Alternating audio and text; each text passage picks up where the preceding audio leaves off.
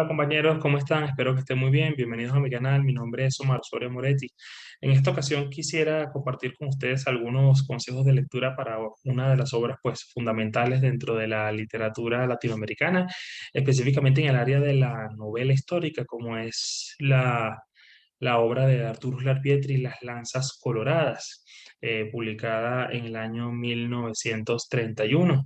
En ese sentido, pues obviamente estamos ante uno de los géneros más populares que podemos encontrar hoy en día y me parece que pues vale la pena tener una serie de consejos al momento de leer esta obra que tiene una vigencia, sobre todo desde el punto de vista literario, extraordinaria, léase cuando se lea, ¿no? Entonces, en ese sentido, pues siguiendo un poco los lineamientos que he tenido en otros videos, voy a darles tres consejos que pueden hacerles una lectura mucho más amena al momento de acercarse a ella, ¿no? La primera, y esto es algo que va para cualquier obra que tenga un carácter histórico, es que es importante conocer, aunque sea de manera somera, el contexto histórico en el cual la obra está basada, ¿ok?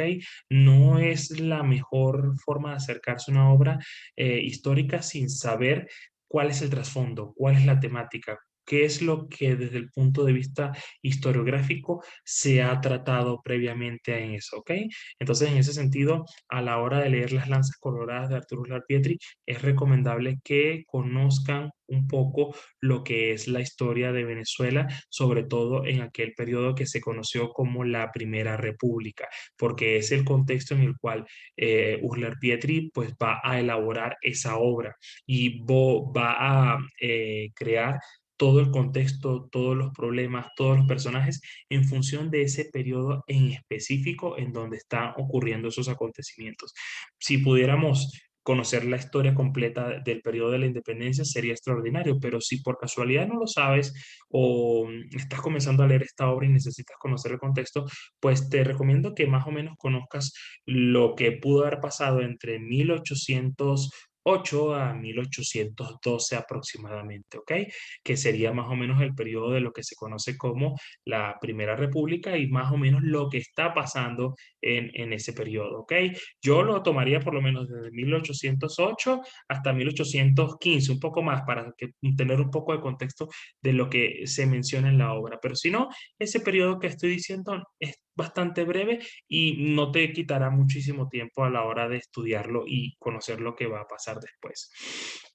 El segundo elemento que me parece importante y está en relación con esto que te estoy diciendo es que no leas la obra como una verdad histórica. Es decir, es muy grato y de hecho es uno de los grandes ganchos que tienen este tipo de géneros literarios, que la gente asume que a la hora de leer una novela histórica, pues por una parte se está entreteniendo y por otra parte está aprendiendo historia pura y dura mucho mejor que la que podría traer la disciplina historiográfica académica u otra por el estilo. Y la verdad es que no es así.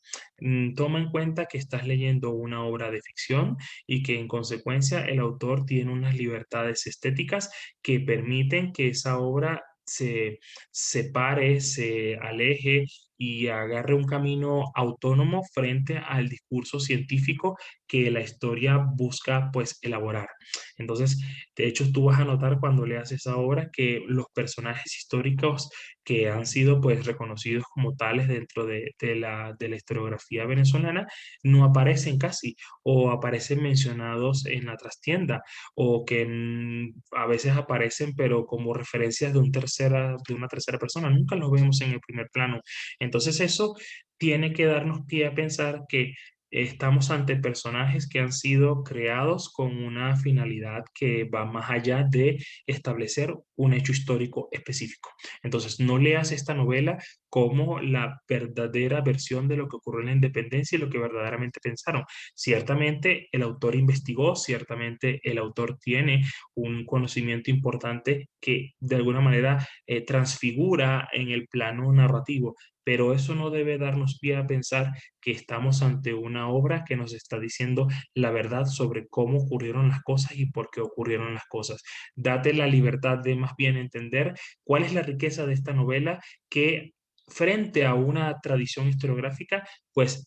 plantea nuevas cosas, plantea temas diferentes y ahí encontramos la riqueza, digamos, artística de la novela histórica frente a la disciplina más académica. Y finalmente, pues el tercer consejo que te daría tiene que ver con que estés muy atento a la manera de narrar, porque esa es una de las razones por la que esta novela se sigue leyendo y sigue siendo una de los grandes referentes en el ámbito de la literatura latinoamericana y específicamente en el ámbito de la narrativa histórica. Y es que frente a las formas tradicionales en las que en el siglo XX, al principio del siglo XX, se hacían las narrativas de este estilo, que eran más bien muy retóricas, eran muy descriptivas, prácticamente buscaban generar una suerte de retrato fidedigno de la época. Ulla Pietri en este momento en que escribe esa obra, que la escribe estando en Europa, y además la escribió muy rápido, la escribió prácticamente en 2 meses, él esta obra la escribe bajo la impronta de las vanguardias literarias que están en Europa. Y eso hace que esta narrativa entonces rompa desde el punto de vista estético, escriturario, con las maneras habituales de hacer literatura. Entonces vamos a encontrar frases muy breves, con asociaciones poco comunes que incluso recuerdan al surrealismo, que además todavía es un movimiento imperante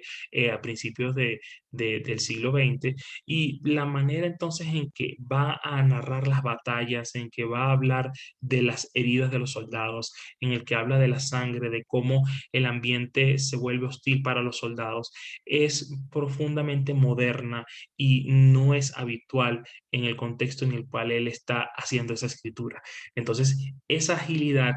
que tiene, que está asociada a una narrativa mucho más de corte vanguardista,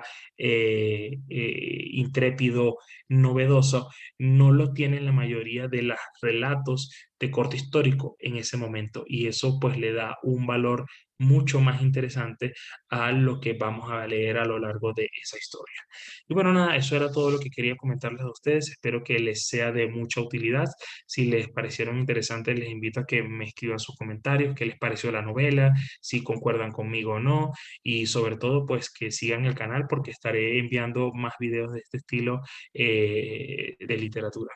Bueno, muchísimas gracias por estar aquí presente y nos vemos en los siguientes videos. Hasta pronto.